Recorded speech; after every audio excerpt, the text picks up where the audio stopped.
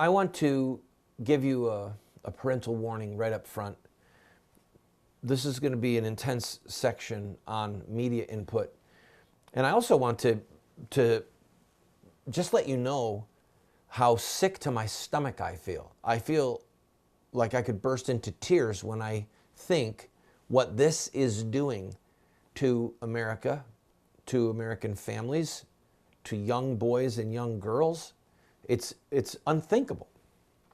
The Nielsen people found in the first quarter of 2016 that the average American takes in 10 hours and 39 minutes a day in electronic media.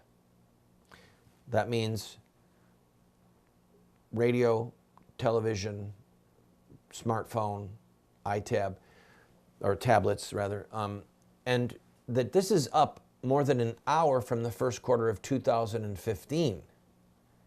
So in 1 year, we've jumped. The average American receives over 10 hours, 39 minutes a day of media input from one of our electronic devices. Now, when I was a young man, when I was in Bible college, we didn't have computers back then. I wrote papers by hand for college. So the data that was coming out at that time was that the average American watched 3 hours of television per day. And the real crisis news was that the average child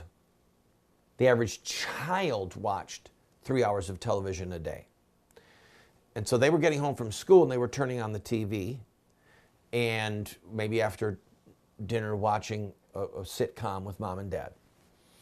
And our teachers in Bible school and preachers at that time, people were flagging this as a danger, Will Robinson, danger, danger. And it was a danger. Because what we had, in effect, was you go to church for 1 hour or 2 hours on a Sunday. If you're really devout, you go on Wednesday night and Sunday night.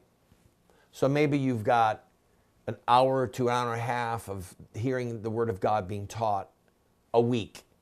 Most people, it was a half hour a week because they just went on Sunday morning and heard a sermon. So you've got this half hour a week of input versus 3 hours a day of being catechized. Because that's what's happening.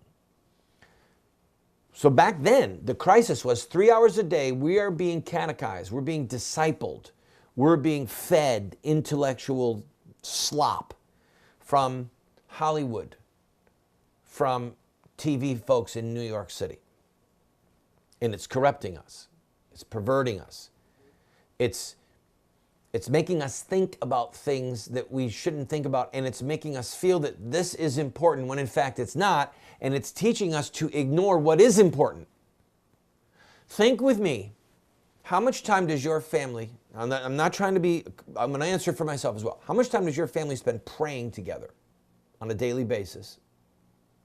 And then think how much time your family spends watching television. Think of how much time your kids spend tapping their handheld device, if you allow your children to have them. We're in deep trouble. And I'm going to take a break. But before I go, listen to me. If you've got small children, don't give them a godless device. Just don't do it. If they need to be entertained, have them read books, have them go outside and play, have them learn an instrument, a musical instrument, and have them read more books, and then have them practice their music. And we watch TV. We do. Our family watches television. We're watching a 40-something-year-old British sitcom right now. Very endearing. And it's wholesome. And we look forward to doing it as a family. So I'm not trying to be a hypocrite, but it's very, and I'm afraid I'm afraid for my own family. We watch very little, and God forgive me if we shouldn't be watching as much as we are. But friends, I'm telling you, we are in the middle of raising a generation of young people that are so susceptible to deception and to being led astray because they sit there and they click their godless little device and they can't think analytically.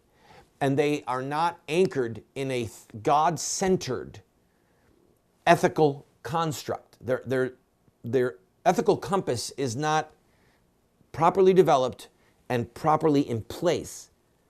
So they're getting all this data, they're getting all this input, and it's destroying their souls. It's destroying their willingness to fight. It's destroying their ability to think. It's destroying that part of them that should be craving the Almighty, craving, yearning for His presence.